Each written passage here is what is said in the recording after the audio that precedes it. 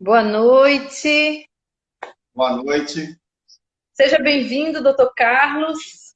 Gostaria de estar agradecendo esse convite em poder contribuir, né, em relação à justiça, em relação à vingança, em nome da Academia de Ciências Criminais, e agradecer também à presidente, ao qual tenho a honra de estar fazendo mestrado junto com ela. E eu lembro do primeiro dia, assim, quando nos batemos assim, vimos que as ideias meio que se juntavam, e por que não somar essa garra e poder proporcionar?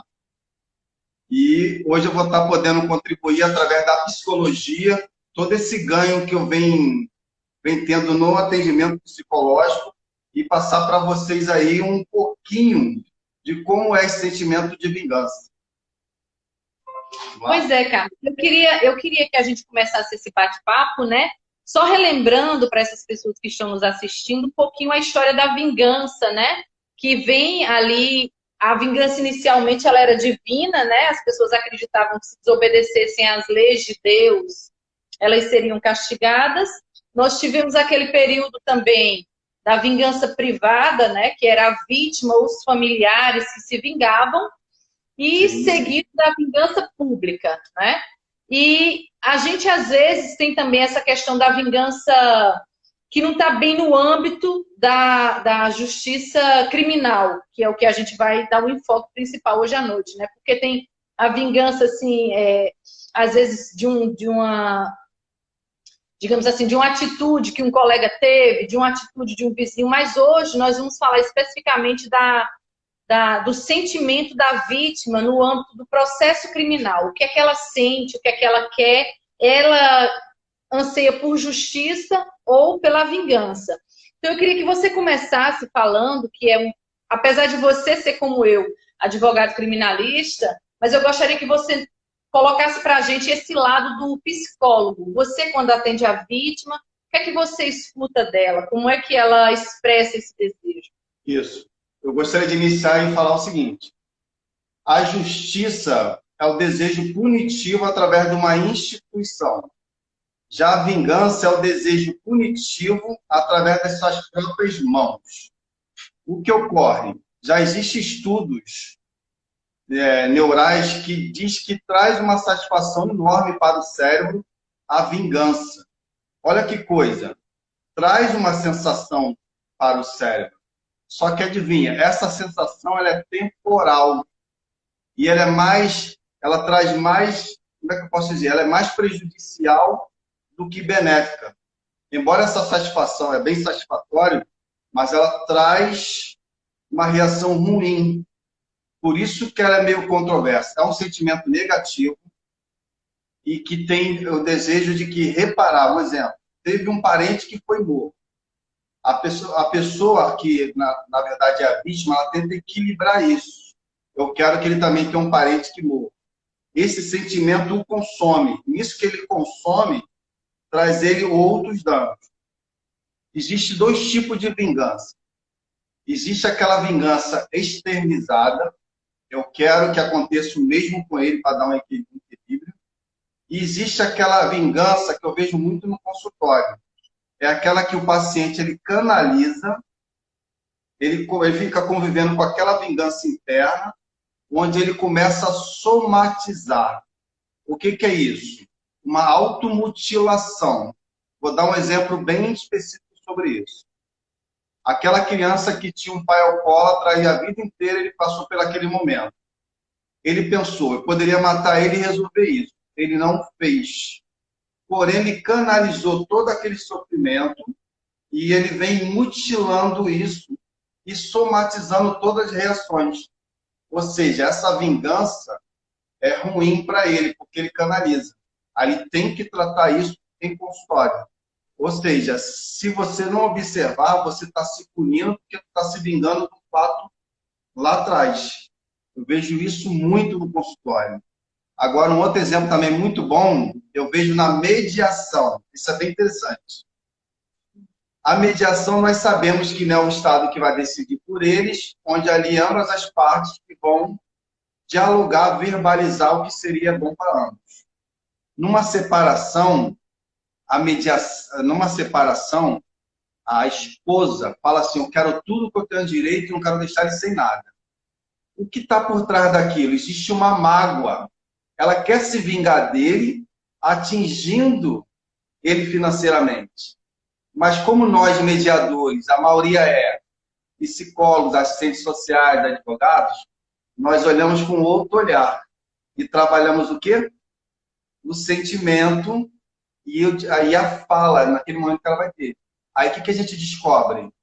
Que, na verdade, ela está magoada porque ela foi trocada por uma menina de 20 anos. Ela não perdoa isso. Aí, onde ela vai verbalizar, ela externa isso, ela se sente melhor e surge um acordo. Não é interessante? É muito interessante, né? Eu sempre vejo essa questão da vingança. Quando eu falo sobre isso, eu até conto um exemplo pessoal meu, que não tem nada a ver com crime, mas assim, é esse sentimento de você chegar e falar assim, olha aqui pelo que você me fez, né? Eu lembro que a gente que é mulher não é todo dia que a gente tem tempo de estar com o cabelo arrumadinho, de estar no salto e tudo, então tem aquele dia que a gente tá meio louca assim, e aí um dia desses, que eu não estava tão arrumada, eu passei no shopping, e eu lembro que eu entrei numa loja que tinha um monte de sapato bonito, e eu acredito que por eu não estar tão arrumada, né, eu entrei e eu não fui bem atendida. E a moça quase que me dava o preço assim de uma forma, eu falei, pois agora ela vai ver.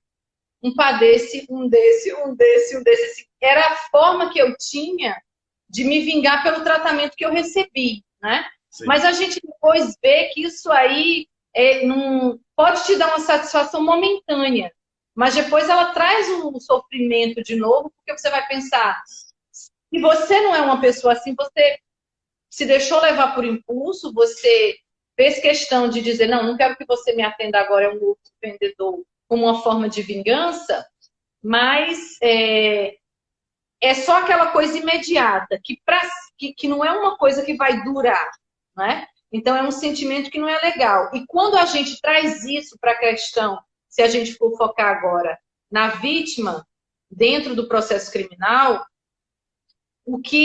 a dificuldade que nós temos é esse acesso que as pessoas têm a você, como psicólogo, de, por exemplo, chegar e dizer assim, olha, você tem um filho que se foi, você tem um pai que se foi, mas primeiro passa por esse tratamento psicológico para você ver que não é querendo a morte de quem tirou a vida do seu filho que você vai se sentir melhor.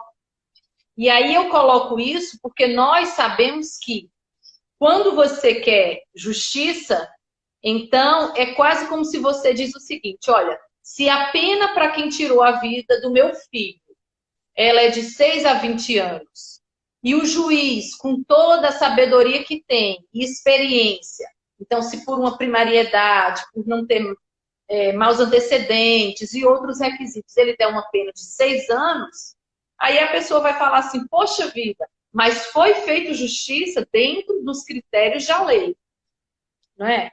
E do outro lado, a gente vê que essa mesma pessoa que poderia pegar de 6 a 20 anos, se ela pegar 20, muitas das vezes elas ainda não estão satisfeitas, porque é o sentimento de vingança que, na verdade, está alimentando o sentimento dela, e ela queria, na verdade, compensar com a morte, não é isso? Isso, porque o sentimento de vingança, um sentimento negativo, o que ele busca? O equilíbrio. Ele pegando 20 anos, ou uma pena até menor por ter bons antecedentes, não equilibra aquela perda. Então a vítima não se sente satisfeita. Aí ela fala que não houve um equilíbrio. Na verdade, ela deseja o quê? Se eu perdi um filho, tem que perder também. É isso que acontece. É o equilíbrio. Tu me fez lembrar um caso bem interessante. No atendimento lá dos colegas da OAB Bangu, um colega me trouxe o seguinte, a mãe dele foi brutalmente assassinada, aí ele foi... Primeiro, o que diz o Aurélio? O sentimento de vingança é um sentimento negativo que corrói o raciocínio, onde a pessoa passa a agir de maneira impulsiva e podendo trazer um certo dano emocional. Foi o que aconteceu. Ele teve a sua mãe drasticamente assassinada, ele, de uma maneira impensável, pensou assim, chamou 3 amigos e falou, vou lá atrás desse assassino agora. Ele não o fez. E ele traz isso até hoje, se ele deveria ter feito ou não. Aí ele trouxe na terapia. Aí vai uma dica como que nós trabalhamos isso. A sua mãe te criou para você ser um assassino? A pessoa já começa a se auto-questionar. A sua mãe gostaria que você, agora, vítima, passe a ser o agressor? Aí, através dessa reflexão, ele vê que o sentimento era momentâneo, onde isso não vai passar mais por roer, e ele vai agir de uma outra forma mais agressiva. É bem interessante. O que eu acho também é que, às vezes, as pessoas elas não têm a noção, quando a gente está tratando aqui de vingança e de justiça, né? Uma das coisas que a gente poderia colocar como justiça é dar a cada um o que lhe é devido, né? Então, quando a gente, nessa fase que estamos, não da vingança, mas, digamos, nessa fase em que o Estado ele tomou para si a responsabilidade de penalizar alguém por um ato considerado como crime, então, as pessoas, os familiares das vítimas ou as vítimas, elas precisam confiar que o Estado ele vai estar fazendo justiça porque ele está dando a cada um o que lhe é devido, mas com base em uma legislação já formulada. Não é isso? Isso, exatamente. Aí o que acontece? Tem uma relação de comportamentos que você vai diferenciar. Aquele que é propício a ter um sentimento de vingança e aquele que é o propício a ter um sentimento de justiça. Separei algumas coisas aqui. Por exemplo, aquele que não tem empatia, ele vai ter um sentimento de vingança, porque ele, através da empatia, ele poderia se colocar no lugar do outro. Ninguém sai de casa falando assim, hoje eu vou matar uma pessoa. Pode ter sido algo culposo. Mesmo assim, a pessoa quer o desejo de vingança. Então, a falta de empatia faz você desencadear esse sentimento de vingança. Entendeu? Outra coisa também, aquele que acredita numa verdade universal. Ele também tem um sentimento de vingança. Tem aquele também que ele tem a materialização da justiça. Ele acha que é dessa forma. Um exemplo lá atrás, que a gente estudou no Código Hammurabi, é olho por olho, dente por dente. Sempre querendo a vingança. E um caso mais recente foi com os Estados Unidos, eles tinham que matar lá o Osama. Enquanto não matasse ele, não estaria vingando todo aquilo que ele fez. Ou seja, a gente está sempre buscando a vingança.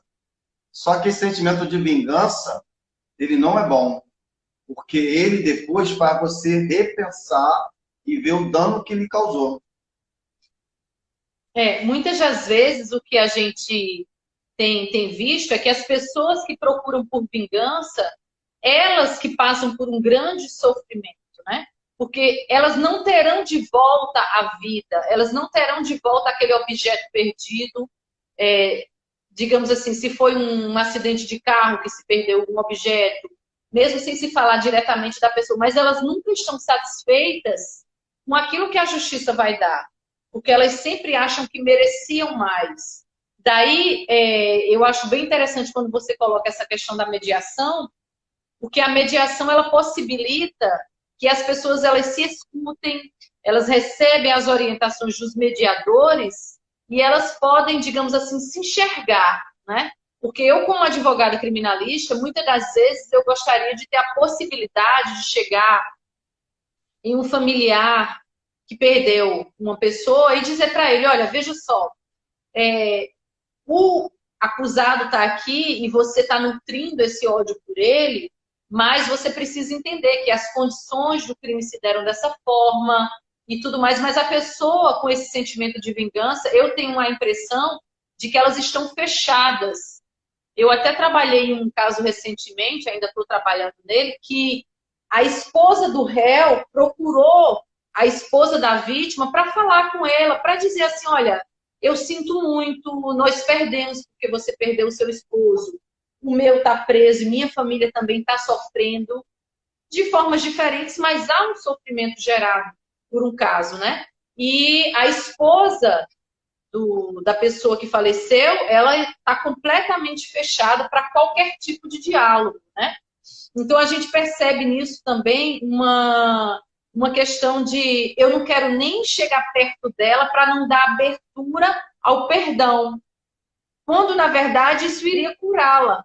Porque a vida do esposo não volta mais, né? Então, eu acredito que eu queria que você falasse um pouquinho mais dessa questão das mediações, as reações que você tem, porque eu não sei se você já teve algum relato, uma pessoa falando para você, olha, quando eu cheguei aqui eu queria isso, e agora eu estou satisfeita, saindo com uma coisa completamente diferente, mas porque tive essa assistência do psicólogo, tive essa assistência de outras pessoas que me fizeram enxergar que a vingança que eu queria não me traria satisfação. Isso é bem interessante.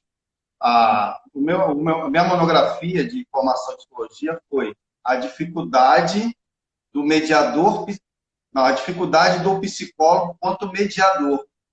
Porque, ao meu ver, a mediação ela é terapêutica. A gente trabalha com sentimentos, o tempo todo em sentimentos. E é exatamente isso que você falou. A pessoa não está aberta a ver ali o equilíbrio. Porque, na verdade, além de ela buscar o equilíbrio, ela busca também, assim, o equilíbrio dela pode ser o a mais. Não exatamente ali, equilibrou, não, o a mais. Quando ela quer o a mais, através da vingança, isso é uma maldade. Freud tem uma frase que resume bem isso. Freud fala o seguinte: a verdade é a vingança do homem contra a sociedade pelas restrições que ela impõe.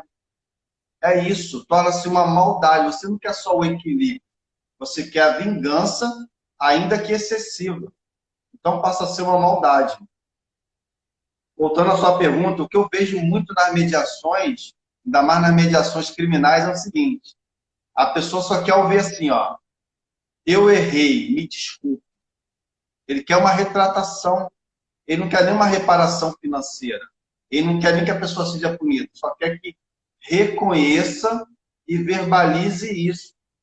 Só que para isso tem todo um trabalho através da mediação para chegar nesse momento. A gente tem que utilizar das ferramentas até chegar nessa parte que realmente a parte vai ficar assim, vai dar aquele inspirada e falar assim, estou aliviado agora.